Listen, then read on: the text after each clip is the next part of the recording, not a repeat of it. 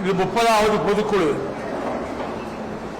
மொத்த பொதுக்குழு உறுப்பினர்களின் எண்ணிக்கை 1769. 1769. இன்று பங்கேற்றவர்கள் 1350 பேர். நாடாளுமன்ற தேர்தல் மிகப்பெரிய வெற்றியை இந்தியா கூட்டணிக்கு வழங்கியது. அந்த இந்தியா கூட்டணியினுடைய கூட்டங்களுக்கு நானும் சென்றிருந்தேன். பெங்களூருக்கும் சென்றிருந்தேன், மும்பையிலும் கலந்து கொண்டேன். இப்போ இந்த கூட்டணிக்கு 40க்கு 40 தமிழக வாக்காளர்களும் புதுவை வாக்காளர்களும் வழங்கியிருக்கிறார்கள். இந்தியாவிலேயே இப்படி 100க்கு 100 வெற்றி வேறு எங்கும் கிடைக்கவில்லை. இந்த அணியை இந்தியா கூட்டணியை முன்னெடுத்து செல்வதற்கு திராவிட முன்னேற்ற கழகம் முயற்சி எடுத்து வருகிறது. அதற்குரிய தகுதியும் இருக்கிறது. இருக்கிற இந்த கூட்டணிகளிலேயே கருத்து வேறுபாடு இல்லாத ஒரு மாநிலம் தமிழ்நாடு தான். இப்ப கேரளமும் மேற்கு வங்கத்திலும் அங்கே கருத்து வேறுபாடுகள் இருப்பதனால் அவர்கள் ஒன்று சேர முடியவில்லை. ஆனால் இந்தியா பூராவிலும் போகிற போக்கு தெற்கே இருந்துதான் இனி தலைமை வர வேண்டுமோ என்று சொல்லக்கூடிய அளவுக்கு தமிழ்நாட்டினுடைய தேர்தல் முடிவுகள் இங்கே இந்தியா கூட்டணி மகத்தான வெற்றியை பெற்றிருக்கிறது என்பதையும், இனி அடுத்த 2026 நடைபெற இருக்கிற சட்டமன்ற தேர்தலில் மிகப்பெரிய வெற்றியை இந்தியா கூட்டணி பெறும். அந்த அப்சல்யூட் மெஜாரிட்டி என்று சொல்லப்படுகின்ற பெரும்பான்மை,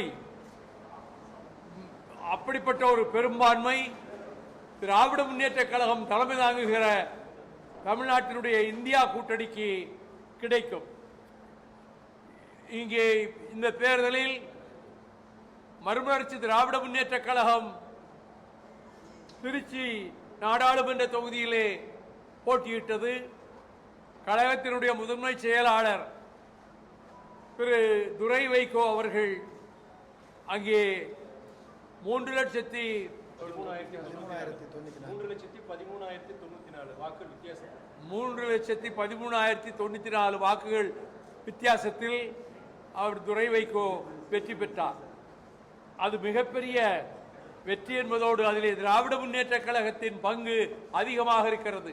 திராவிட முன்னேற்ற கழகத்தினுடைய அமைச்சர்களும் திராவிட முன்னேற்ற கழகத்தினுடைய மாவட்ட நிர்வாகிகளும் அங்கே திருச்சி தொகுதியிலே அவர்கள் வேட்பாளர் என்றால் எப்படி வேலை செய்வார்களோ அதைவிட இன்னும் வேகமாகவே வேலை செய்தார்கள். ஆகவே கூட்டணி நன்கு இயங்கியது. அது திருச்சியிலே ஒரு சின்னத்தை 10 நாட்களுக்குள் மக்களுக்கு கொண்டு போய் சேர்த்திருக்கிறோம். தீப்பெட்டி சின்னம். அந்த சின்னம் அதுக்கு முன்னாடி கிடையவே கிடையாது. ஆனால் நாங்கள் அந்த சின்னத்தை கொண்டு போய் மக்களிடம் சேர்ப்பதற்கு திராவிட முன்னேற்ற கழகமும் தோழமை கட்சிகளும் எடுத்துக்கொண்ட அக்கறையும் எடுத்துக்கொண்ட முயற்சியும், மதிமுகவினுடைய பொதுக்குழு உறுப்பினர்கள், ஒன்றிய நகர செயலாளர்கள், மாவட்ட செயலாளர்கள் அந்தந்த தொகுதிகளிலே அவர்கள் கூட்டணிக்கு வேலை செய்தார்கள். இங்கே திருச்சியிலே மிகப்பெரிய வெற்றியை பெற்றது கட்சிக்கு ஒரு புத்துணர்வை ஏற்படுத்தி இருக்கிறது. மத்திய பட்ஜெட் ஒரு மிகப்பெரிய மோசடி.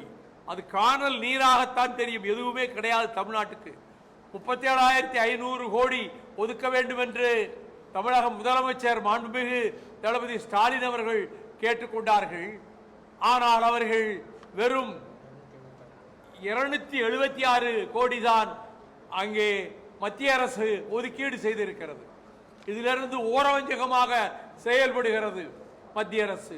அது பிஜேபி ஆளுகிற மாநிலங்களுக்கு அள்ளி தருகிறது கோடி கோடியாக.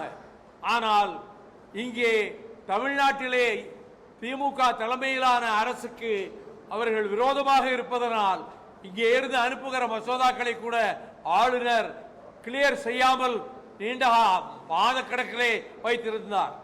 அவர்கள் மத்திய பட்ஜெட்டில் தமிழ்நாட்டுக்கு ஒரு பைசா கூட ஒதுக்கீடு செய்யவில்லை. நாங்கள் கேட்டதோ 37,500 கோடி, நீ கொடுத்ததோ 276 கோடி. இந்த போக்கினை கண்டித்தும் இந்த ஓரவஞ்சக போக்கை கண்டித்தும் நீட் தேர்வை ரத்து செய்ய வலியுறுத்தியும் ஆகஸ்ட் 14ஆம் தேதி மாவட்ட தலைநகரங்களில் கண்டன ஆர்ப்பாட்டம் நடைபெறும். அதிலே மறுமலர்ச்சி திராவிட முன்னேற்ற கழகத்தின் முன்னோடிகள் நிர்வாகிகள் ஆங்காங்கே கலந்து கொள்வார்கள்.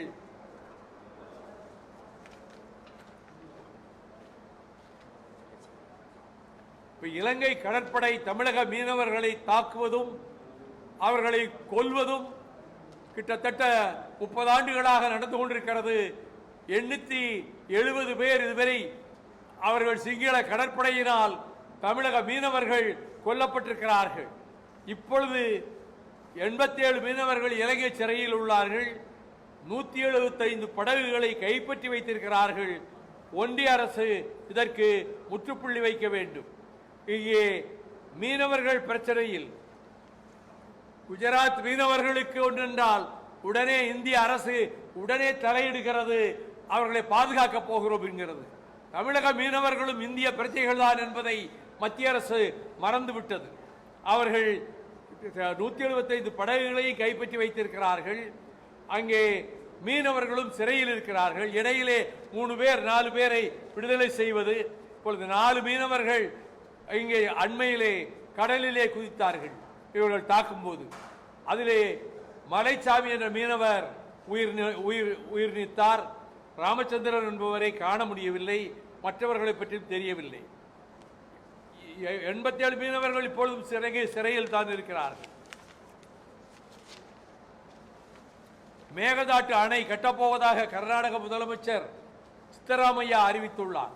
அங்கே காங்கிரஸ் ஆட்சி நடந்தாலும் சரி, பிஜேபி ஆட்சி நடந்தாலும் சரி, மேகதாட்டு அணையை நாங்கள் கட்டியே தீர்வோம் என்று இன்றைக்கு அதற்கான பண ஒதுக்கீட்டையும் அவர்களுடைய பட்ஜெட் அறிக்கையிலே ஒதுக்கி இருக்கிறார்கள். மேகதாட்டு அணையை கட்டுவதற்கு கட்ட முடியாது. அது காவிரி நடுவர் மன்றத்தின் இறுதி தீர்ப்பையும் உச்சநீதிமன்றத்தினுடைய உத்தரவையும் சார்ந்துதான் எந்த முடிவும் எடுக்க முடியும். அப்படி இருக்கையில் நடுவர் மன்றத்தினுடைய தீர்ப்புக்கு விரோதமாகவும் மத்திய அரசு சொல்லி வந்த கருத்துக்கு விரோதமாகவும் சொன்னார்கள். அது நாங்கள் தலையிட முடியாது என்று சொல்லிக் கொண்டிருந்தவர்கள் நரேந்திர மோடி இப்பொழுது பேச்சுவார்த்தை நடத்தி பார்க்கலாம் என்று சொன்னதாக வெளியிலே செய்தி வந்தது. பேச்சுவார்த்தை கூடவே கூடாது. அது நம்முடைய தமிழ்நாட்டினுடைய நீர்நிலை அமைச்சர் என்னுடைய அன்பு சகோதரர் துரைமுருகன் அவர்கள் சொன்னதை போல அது ஒப்புக்கொள்வது தற்கொலைக்கு சமம் என்று சொன்னார். அது சரியான வார்த்தை. அப்படிப்பட்ட நிலைமைக்கு நாம் ஆளாகக்கூடாது. அவர்கள் ஏற்கனவே நீதிமன்ற இறுதி காவிரி நடுவர் மன்றம் சொன்ன தீர்ப்புப்படி அவங்க ஒதுக்கீடு செய்யலை. அவங்களா அதிகமான பணத்தை அங்கே இந்த மேகதாட்டு அணைக்காக ஒதுக்கீடு செய்திருக்கிறார்கள். அப்படி என்றால் கபினிக்கும் கிருஷ்ணராஜ சாகர் அணைக்கும் தண்ணீர் வராது. அப்படி தண்ணீர் வராத பட்சத்தில் மேட்டூருக்கு தண்ணீர் வராது. வெலுகுண்டூரிலே நாங்கள் கொண்டு வந்து சேர்த்து வைக்கிறோம் என்று சொல்லுகிறார்களே தவிர இங்கே தமிழ்நாட்டுக்கு எந்த பயனும் இருக்காது என்பதை விட பெரும்பாலும் ஒரு 6-7 மாவட்டங்கள் அதைத்தான் நம்பி இருக்கின்றன. 6 மாவட்டங்கள் குடிநீருக்கும் காவிரி தண்ணீரை மேட்டூர் தண்ணீரை தான் எதிர்பார்த்து கொண்டிருக்கிறது. இப்படிப்பட்ட நிலைமையில் தமிழகம் மிகவும் பாதிப்புக்குள்ளாகும். இங்கே குடிக்க தண்ணீர் கிடைக்காது, விவசாயத்துக்கு தண்ணீர் இருக்காது. இதை போலத்தான் இங்கே மறுமலர்ச்சி திராவிட முன்னேற்ற கழகத்தை பொறுத்தமட்டில் மீத்தேனை எதிர்த்து முதலில் நம்மாழ்வார் அறிக்கை கொடுப்பதற்கு 2 நாட்களுக்கு முன்னதாகவே நாங்கள் அறிக்கை கொடுத்தோம். இந்த முறை மீத்தேனும் மற்ற வாயுக்களும் எடுக்கப் போகிறோம் என்று சொன்னால் அங்கே தஞ்சை மண்டலம் சோழ மண்டலமே நாசமாகிவிடும். அங்கே எல்லா இடங்களிலும் விவசாயத்துக்கும் தண்ணீர் இருக்காது, குடிப்பதற்கும் தண்ணீர் இருக்காது. 6-7 மாவட்டங்கள் இதனாலே மிகவும் பாதிக்கப்படும். எனவேதான் இந்த போராட்டத்தை மத்திய அரசை எதிர்த்து நடத்துகிற போராட்டமாகத்தான் ஆகஸ்ட் 14ஆம் தேதி போராட்டத்தை மறுமலர்ச்சி திமுக மாவட்ட தலைநகரங்களிலே மத்திய அரசு அலுவலகங்களுக்கு எதிராக மத்திய அரசு அலுவலர்களுக்கு எதிராக ஆர்ப்பாட்டத்தை போராட்டமாக நடத்த இருக்கிறது. பட்டியலினத்தவர் இடஒதுக்கீட்டில் அருந்ததியர் சமூகத்துக்கு 3 விழுக்காடு இடஒதுக்கீடு வழங்கியது செல்லும் என்று உச்சநீதிமன்றம் தீர்ப்பளித்துள்ளது. இது சமூக நீதிக்கும் சமத்துவத்துக்கும் கிடைத்துள்ள வெற்றியாகும். முதல்வர் கலைஞர் அவர்களுடைய அரசு அருந்ததியர் இடஒதுக்கீடு 3% என்று அறிவித்தது. என்று கலைஞர் இருந்தால் எவ்வளவோ மகிழ்ச்சி அடைவார். இந்த 3% மிக ஒதுக்கப்பட்டிருக்கக்கூடிய அருந்ததியர் சமுதாயத்துக்கு ஒதுக்கி இருப்பது சமூக நீதியினுடைய பாதையிலே இந்த அரசு, திமுக தலைமையிலான அரசு சென்று கொண்டிருக்கிறது என்பதற்கு சரியான உதாரணமாகும். தீர்மானமெல்லாம் அனுப்பியாச்சு.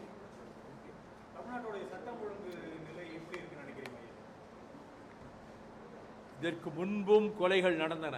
அதிமுக ஆட்சியில் இருந்தப்ப, எடப்பாடி ஆட்சியில் இருந்தப்பையும் கொலைகள் நடக்கத்தான் செய்தன. ஒரு நாளைக்கு 2 இடத்துலயாவது கொலை நடந்து கொண்டுதான் இருந்தது. பத்திரிகை புரட்டினாலே தெரியும். அந்த போக்கு தொடர்ந்து கொண்டிருக்கிறது. அதை தடுப்பதற்கு இங்கே தளபதி ஸ்டாலினுடைய அரசு இதை தடுத்து நிறுத்துவதற்கு இப்பொழுது பல ஆலோசனைகளை காவல்துறை அதிகாரிகளோடு மேற்கொண்டு அவர்கள் இதை போக்கினை தடுக்க வேண்டும் என்பதற்காக அரசு தக்க முடிவுகளை செய்து செயல்பட்டுக் கொண்டிருக்கிறார். அரசியல் தலைவர்களுக்கும் தொடர்ந்து அச்சுறுத்தல் இருந்துட்டே வருது. ஏற்கனவே திரு ஆம்ஸ்டாங் கொலை செய்யப்பட்ட நிலையில அவங்களுடைய குடும்பத்துக்கும் இப்ப கொலை மிரட்டல் கொடுத்திருக்காங்க. காவல்துறை பாதுகாப்பு போடுற அளவுக்கு வந்திருக்கு. ஜான் பாண்டியன் அவர்களும் எனக்கு அச்சுறுத்தல் இருக்குன்னு சொல்றாரு. அரசியல் தலைவர்களுக்கான பாதுகாப்பு, அரசியல் தலைவர்கள் பாதுகாப்பாக இருக்கிறாங்க. பாதுகாப்பு இங்கே தமிழ்நாட்டில் அரசியல் தலைவர்களுக்கு எல்லாம் இருக்கத்தான் செய்து. கொலைகள் நடப்பது அது ரொம்ப காலமாகவே தமிழ்நாட்டில் நாளுக்கு நாள் வளர்ந்து கொண்டே இருக்கிறது. திருநெல்வேலி மாவட்டத்திலாம் நிறைய கொலைகள் நடந்திருக்கிறது. ஆகையினாலே அரசு தன் கடமையை செய்கிறது. ஆனால் கூலிக்கு கொலை செய்கின்ற கூட்டத்தின் எண்ணிக்கை அதிகமாகிக் கொண்டே போகிறது. அதே நேரத்தில் போதைப் பொருட்களும் தொடர்ந்து கைப்பற்றப்பட்டு வருகிறது. ஆமா, போதைப் பொருள் தான் இந்த கொலைகளுக்கு ஒரு காரணங்களில் ஒன்றாக இருக்கிறது. எடுக்கிறாங்க. இப்ப ஒரு 15 நாளா கலெக்டர்கள், எஸ்பிகள் எல்லாரோடையும் முதலமைச்சர் தொடர்பு கொண்டு இதை தடுத்து நிறுத்துவதற்காக அவர் முழு முயற்சி எடுத்துக் கொண்டிருக்கிறார். அதை அவர் வெற்றி பெற வேண்டும். பேச்சுவார்த்தை நடத்தணும், காவிரி பேச்சுவார்த்தை நடத்தணும் சொன்னதை கண்டிச்சு ஆர்ப்பாட்டம் நடத்த போதா சொல்லியிருக்கீங்க. இப்ப அணை கட்டுறதுக்கு நிதி ஒதுக்கி இருக்கக்கூடிய காங்கிரஸுக்கு வரவேற்பா எதிர்ப்பா எப்படி சார்?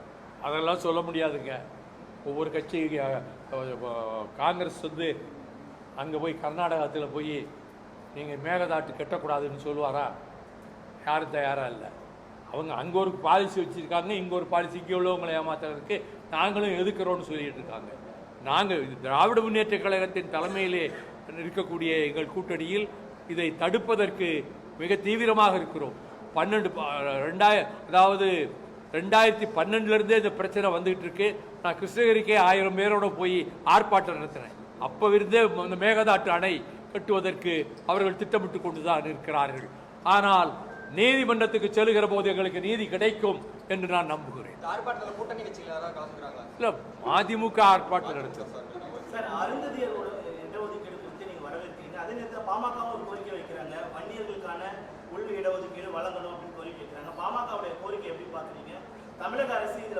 நீங்க எப்படி பாக்குறீங்களோ அப்படித்தான் நான் பாக்குறேன்.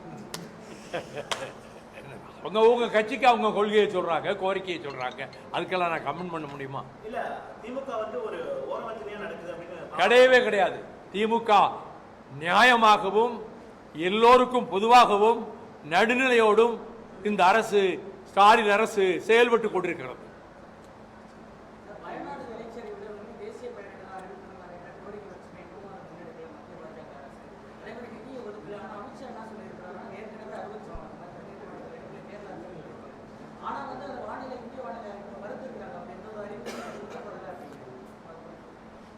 ஓரவஞ்சகமாக நடக்கிறதுக்கு மத்திய சர்க்காருடைய வேலை. மத்திய சர்க்கார் பல மாநிலங்களே ஓரவஞ்சகமாக தான் ஒதுக்கி வச்சிருக்கு. இப்போ கேரளாவிலையும் வயநாட்டில் இவ்வளவு பெரிய பிரச்சனை ஏற்பட்டு 350 பேருக்கு மேலே இறந்து இன்னும் 200 பேரை பற்றிய விவரங்கள் கிடைக்கவில்லை என்று சொல்கிற அளவுக்கு கேரள மாநில சரித்திரத்திலேயே இவ்வளவு பெரிய பேரழிவு ஏற்பட்டதில்லை என்று சொல்லக்கூடிய இந்த நேரத்தில் மத்திய அரசு கொடுக்க வேண்டிய நிதியை கொடுத்தாக வேண்டும். தமிழ்நாட்டுக்கும் ஒரு பைசா கொடுக்கல. அவ்வளவு பெரிய வெள்ளச்சேதம் ஏற்பட்ட போது டெல்லியிலிருந்து தமிழகத்துக்கு எந்த நிதியும் வரவில்லை. இப்போ கேரளா விஷயத்திலையும் அப்படிதான் செய்கிறாங்க.